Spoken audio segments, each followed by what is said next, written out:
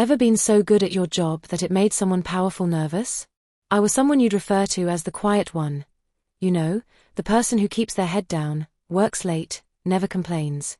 Until one day, my CEO stood in front of a dozen co-workers, pointed at me, and said, "She did it." He said I stole $2.3 million. Quite frankly, I think that's a little too much for someone who can't even hurt a fly.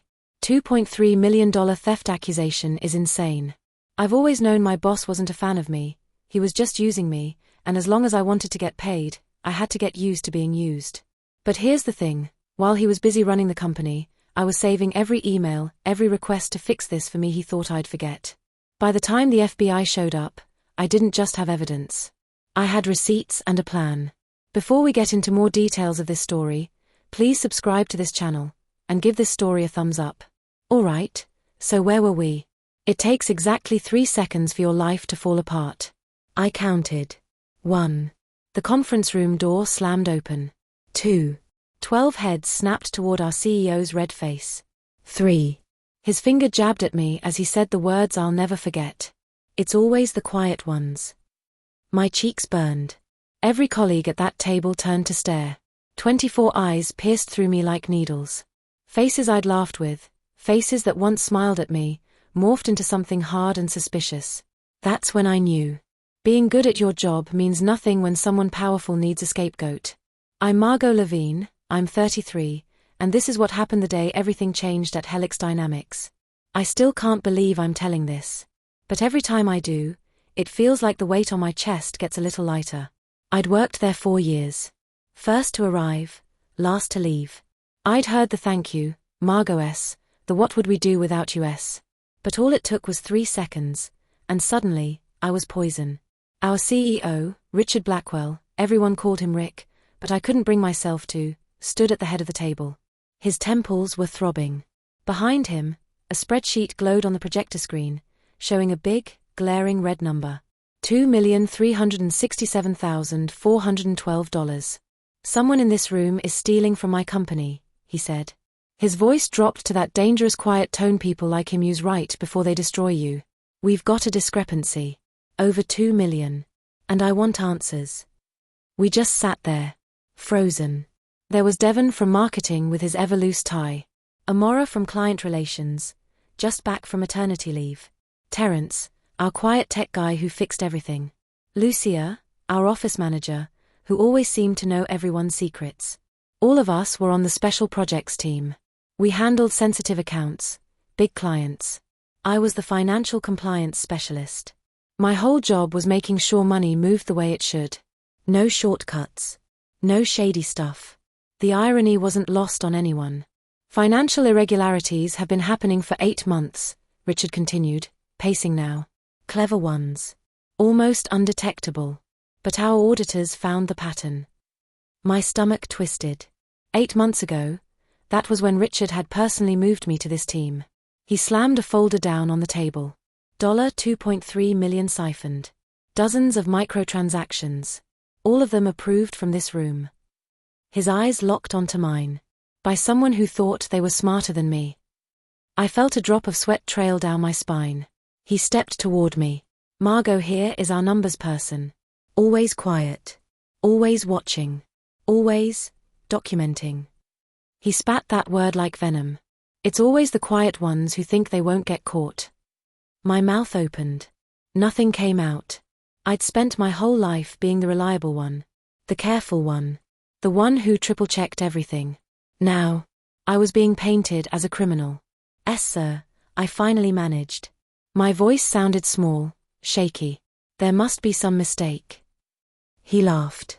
Cold. "Oh, I don't make mistakes, Miss Levine. But clearly, you do."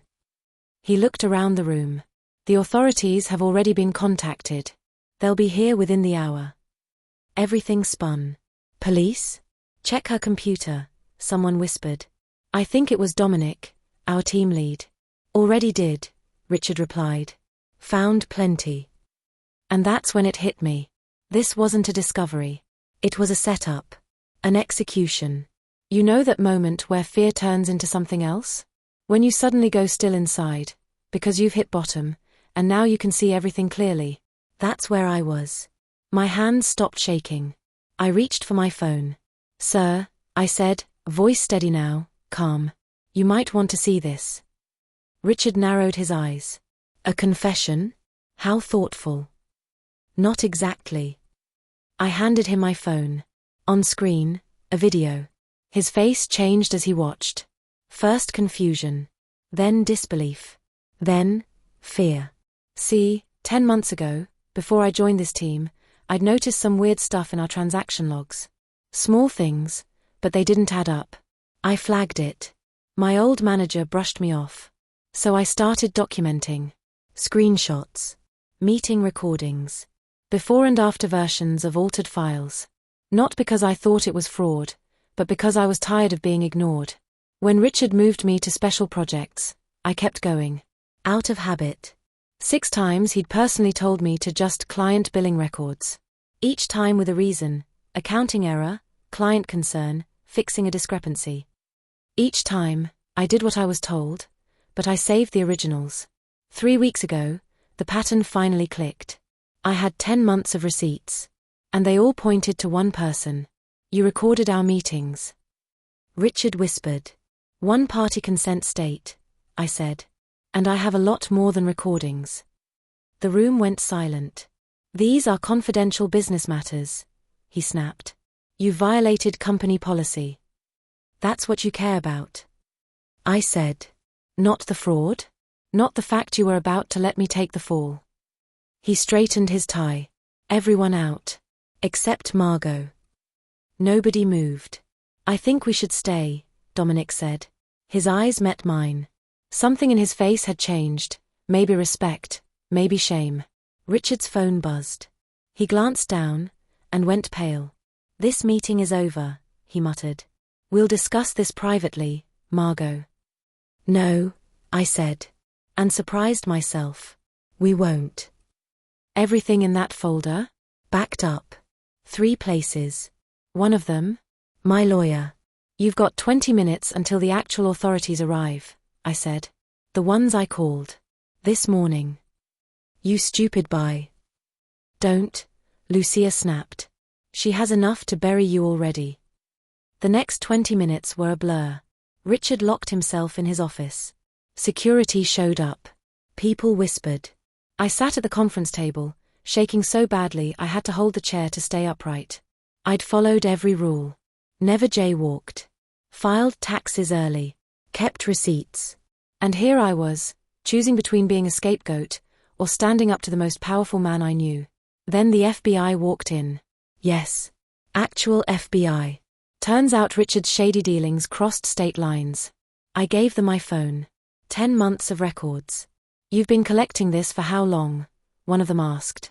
Since the first time I noticed something was off, I said. She nodded. Well, they're listening now. They led Richard out of the building. No handcuffs, just a humiliating escort through the office he used to rule like a kingdom. As he passed me, he didn't yell. He didn't beg. He just leaned in and said quietly, only for me to hear. You'll regret this. Nobody hires a whistleblower. Maybe he was right. Maybe I'd just blown up my entire career to save myself. But watching him leave, something shifted inside me. I realized I'd spent most of my professional life trying not to disappoint people. Trying to be perfect. Always worrying if I was doing too much, or too little. If I was too visible, or too quiet. I was tired of being afraid. Over the next few weeks, everything at Helix blew up. Auditors were everywhere. Emergency board meetings. People in suits whispering behind closed doors. A bunch of executives suddenly left for personal reasons. Our entire special projects team got put on paid leave while they untangled the mess. 3 weeks later, I was home, sitting in silence, staring at job listings I couldn't even bring myself to apply for. Richard's words echoed in my head. Nobody will hire a whistleblower. I'd escaped prison, but I couldn't stop thinking, at what cost? Then my phone rang. It was Amora. Have you heard? She asked, skipping hello completely. Heard what? The board just fired 4 more execs this morning. They're trying to claim they didn't know anything about Richard's scheme, but, guess what? The investigators found emails. Lots of emails. I closed my eyes. So everyone knew. Not everyone, she said. But enough. I should have felt vindicated. But all I felt was tired. Drained. There's more, Amora said. The board, they're looking for people to help rebuild. People they can trust. She paused. They asked specifically about you, Margot. I laughed, but it was hollow. Me? The whistleblower? No, she said gently. The one with integrity. The one who did the right thing, even when it could have destroyed her. I didn't know what to say. 4 years, I'd been invisible, only valuable when something needed fixing, but never seen as someone who could lead. They want to meet with you tomorrow, she added. Just think about it. The next morning, I put on the best outfit I owned. Navy blue blazer. Crisp white blouse. Hair done. I wanted to walk in like someone who deserved to be there, even if I didn't feel it yet. Security guards nodded at me on my way in. Employees whispered as I passed. A few even smiled. Something had shifted. I walked into the same boardroom where it had all started, but now I was sitting on the other side of the table. Sunlight streamed in through the tall windows. 7 board members looked up when I entered. The same people who hadn't paid me any attention before, now watched me like I was someone who mattered. Diane Mercer, the board chair, cleared her throat. Miss Levine, she began, we want to start by thanking you for your courage. What you did saved this company from far worse consequences. Her tone was polished, probably something PR had written for her. I nodded politely but said nothing. Silence makes powerful people uncomfortable. I'd learned that. Let them fill it. We've completed a full investigation, said Lawrence Chen, the company's lead counsel. The fraud goes back 18 months. 7 executives were involved, 4 resigned, 3 are fighting termination. My mouth went dry. 7 people. 7 who either helped Richard, or looked the other way. And the $2.3 million. I asked. That's just what we found so far, Lawrence said. I thought about my team. 12 people who'd been under suspicion. Who'd had to sit there while their names were stained. What happens to them? I asked. Diane spoke again. That's partly why we asked you here. She leaned forward. We're restructuring. Several departments will be consolidated. We need trustworthy people to help rebuild. Here it comes, I thought. The job offer. We'd like you to lead the new financial compliance division, Diane said. You'll report directly to the board. You'll have a substantial salary increase. And the authority to build your own team. I blinked. That was big. Bigger than anything I expected. It was a director-level role, multiple rungs above where I'd been. Usually reserved for MBAs with 15 years experience. Why me? I asked, not fishing for compliments. I genuinely needed to know. Diane hesitated. Then said, because we have a credibility problem. And you have unimpeachable integrity. Translation, they needed me to fix their image. My reputation would protect them now. I didn't answer right away. Just let that hang in the air.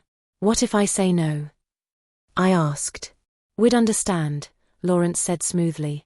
You'd receive generous severance. Strong references. And a non-disclosure agreement, I added. Silence. So that's what this was. I could rebuild the company, or take the money and disappear. But that version of me, the quiet one who kept her head down and never asked for more, she died the day Richard tried to destroy her. I'd like to propose a counteroffer, I said. Calm. Steady. The air in the room changed. We're listening, Diane said. I laid it out. First, I want my entire team cleared, publicly. A company-wide email exonerating every one of them. Plus bonuses for what they endured. Lawrence nodded. Reasonable. Second, I want to personally interview everyone who stays in the finance department. If they work under me, I need to trust them. More nods. Third, I said, I want Richard's office. That stopped them. It was a corner suite, traditionally only for C-levels. That's not standard for a director-level position, Martin from HR said. Nothing about this situation is standard, I replied. Diane studied me, then nodded slowly. Anything else? I took a breath. No NDA. I won't smear the company publicly, but I won't sign away my right to speak. The temperature in the room dropped. That's highly unusual, Lawrence began. So is being falsely accused of stealing $2.3 million, I said. I leaned forward.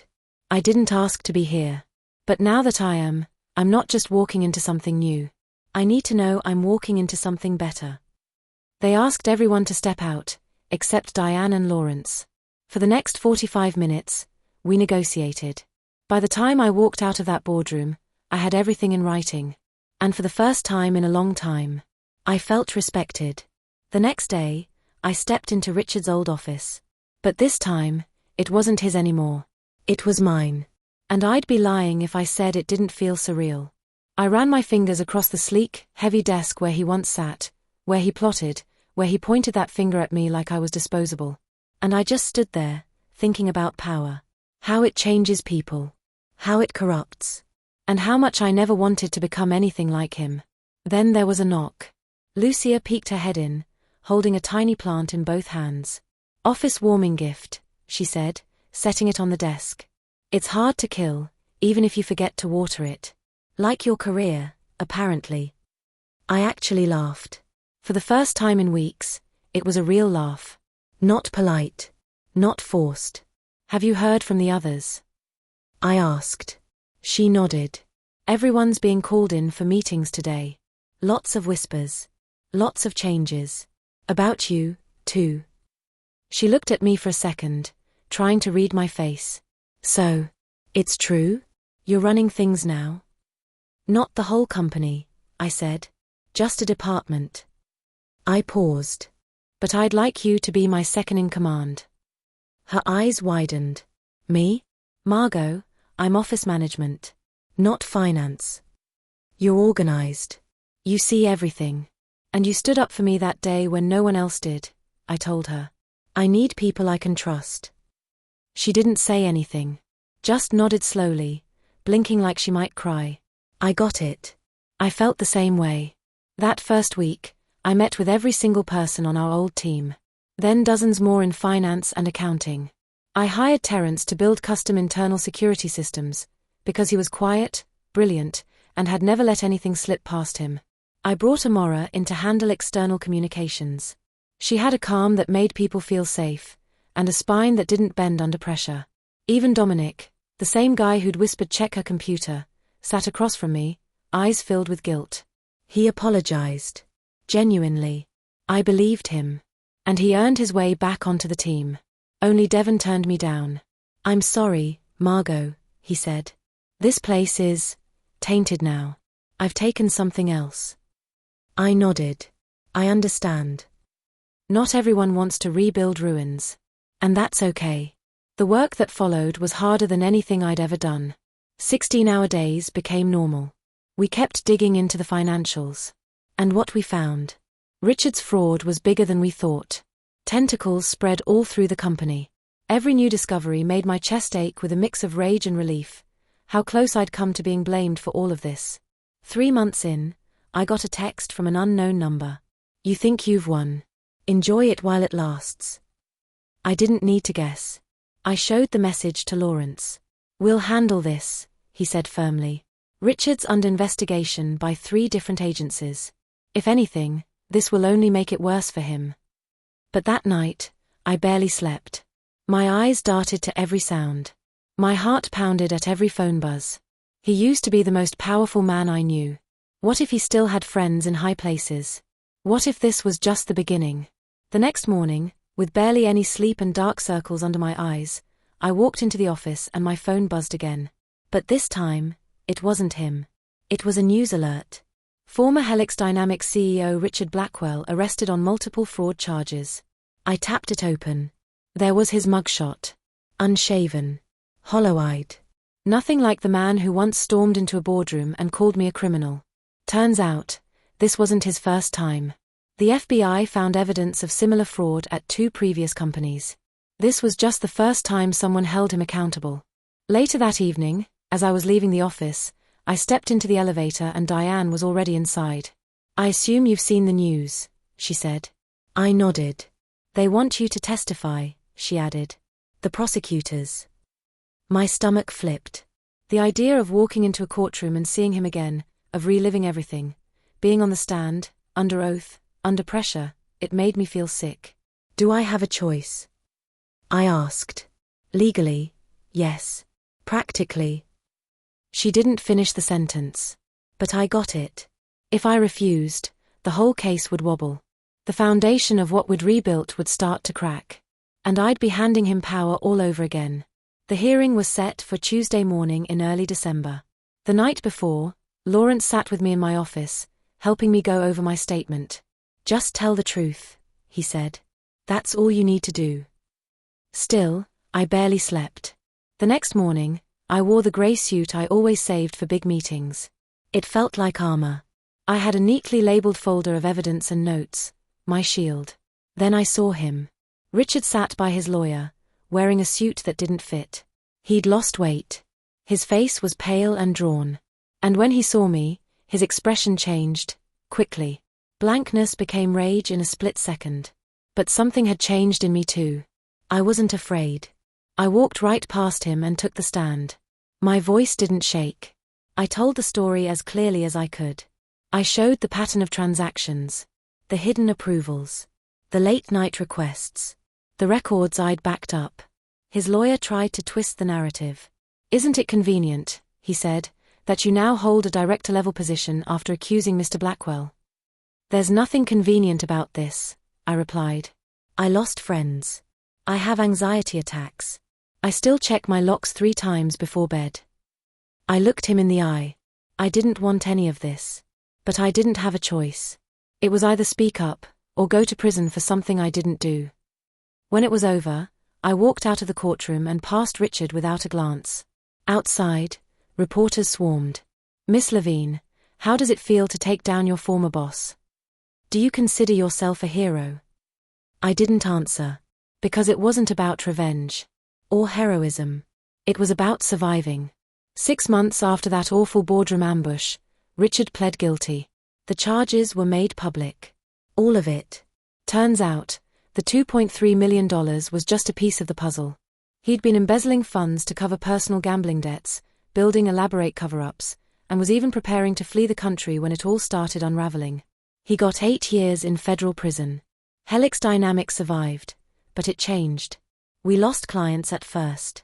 Understandably. But then something surprising happened. New clients started coming in. They liked our new transparency. Our new systems. The ones I'd designed. They called them the Levine Protocols. Internally, anyway. We became the gold standard for compliance. And my team, the one that had been falsely accused, ripped apart, scattered, became something stronger than I ever imagined. We were no longer just a team. We were a unit. Forged in fire. Bound by what we'd been through. Nothing could shake us. Exactly 1 year after that day, when Richard barged into the room and tried to destroy me, I gathered my team. We sat in the same conference room, only now the tension was gone. The air was warm. Familiar. I just wanted to say thank you, I told them. A year ago, we were nearly ruined by someone who thought having power meant never being questioned. I looked around the room. They were more than colleagues now. You could have left. Found safer jobs. But you stayed. You chose to rebuild. Lucia smiled. We stayed because of you, she said softly. You showed us what real leadership looks like. That night, I sat alone in my office. No longer Richard's office. Mine. I stared at the plant Lucia gave me, still alive somehow, and thought about everything that had changed. I never wanted this kind of power. Never asked for attention. All I ever wanted was to do my job well and be treated like a human being. But life had different plans. I was thrown into a fire I didn't ask for. And what came out? Not perfection. Not fearlessness. But something stronger. Something real. 2 years later, I got promoted again. Chief Financial Officer. When the announcement went public, a plain envelope landed on my desk. No return address. Inside, a single newspaper clipping of the promotion.